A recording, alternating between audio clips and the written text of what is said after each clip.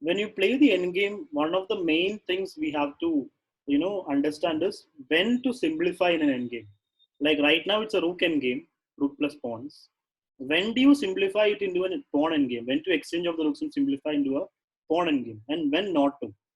In this position, the last thing black wants is to simplify, because if these two rooks are not there, you can see that white has just played king b4. White is just going to come two moves and he picks up this pawn.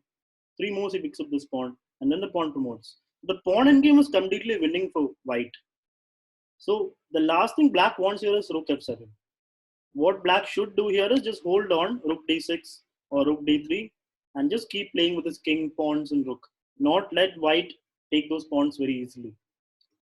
But what happened in this game was Ishan in seconds, within seconds, 5 seconds, I suppose, 7 seconds, he plays rook f7. Simplifying into a pawn endgame is a big decision because there's no coming back. If the pawn endgame is winning, you win. If it's lost, you lose. So there's no coming back after that. So when you simplify into a pawn endgame, you have to think it twice, thrice, and then do it. Ishan does it in 7 seconds. He plays rook f7, and the position is just lost. This position is equal. There's a slight advantage for white, but after rook f7, it just completely lost. Rook takes f7, king takes, and the pawn endgame is completely winning for white. White plays king b5, takes a pawn, takes a pawn, and now the c pawn just wins the game. You can see how the game ended. That's also something to learn. Now Atik does something very interesting here after a few moves. He just pushes a pawn, and here he takes, and then pushes. King moves, queens, pawn forward. Now there are two ways to win this. You can just try and stop the pawn from going forward, like play something like queen check, get a king over, step by step, and win this pawn. What Atik does is something more simple. He just plays queen c1. There's something you can learn from. King moves away. Now white just plays king h7. He's not even trying to stop this pawn from going forward. He's letting the pawn go forward. And then once it wins, just give it up. There's another simplification. You're simplifying into a pawn endgame again from a queen endgame. Just exchanging queens. And now this is just a basic queen checkmate. Right? This is like the third checkmate I'm showing you with the queen. But that's what happened with this game. You can see how he just brings a queen closer, king closer, and then covers the second last line and gives checkmate by getting the king closer. So this was one example of simplification and when not to simplify. Ishan simplified at the wrong moment and it became a lost pawn game. Now I'm going to take you to this game, Yatin versus Ambi. This position is completely winning for Ambi. You can see that Ambi is up by a full rook. But here Ambi makes a big blunder. She plays pawn b4. Actually, it was Yatin is one who played pawn b4. And after pawn b4, Ambi just takes it. Here, engine is saying there's a mate. Let me show you the checkmate that's possible here. What black can do here is pawn takes b4. So black is threatening rook d to checkmate. And you cannot stop it. So whatever white does, this move is going to happen. Next move. But she didn't do that. She took with the rook.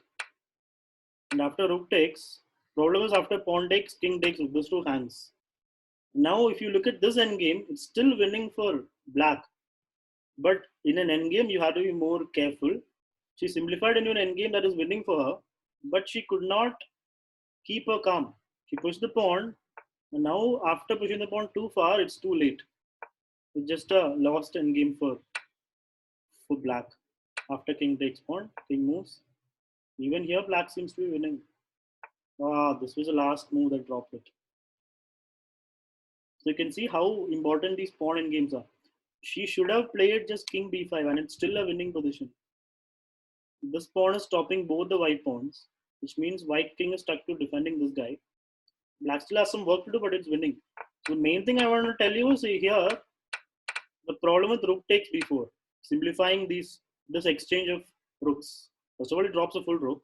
So she should have played pawn takes pawn. Second, the endgame, the pawn endgame after that is not as winning as it looks. And here she pushes a pawn simply instead of just getting the king closer. It's a simple win, right? You just play king b4. Like after king moves, you just play king b4. That's it. White has nothing to do. White can push, king takes. Or king moves, you take. So she just blundered pawn push, just hurrying up with the pawn, but the pawn is not going anywhere. White picks it up. And king b4, king c3, still winning, but here comes the decisive blunder. Pawn c5 and king c4. And it's just time to resign because white king is close to these pawns. He's going to pick both of them up. So this was not exactly a simplification, but there was an exchange involved, which made the game into a pawn endgame. But she should not have allowed the exchange. She should have played pawn takes in this position. As I said, after b4, instead of simplifying the position, she should play pawn takes, not allowing the exchange of rooks. So something you can take from these two games is when to allow exchanges, when not to allow exchanges. You have to assess the resulting position and then decide whether to exchange or not, whether to simplify or not.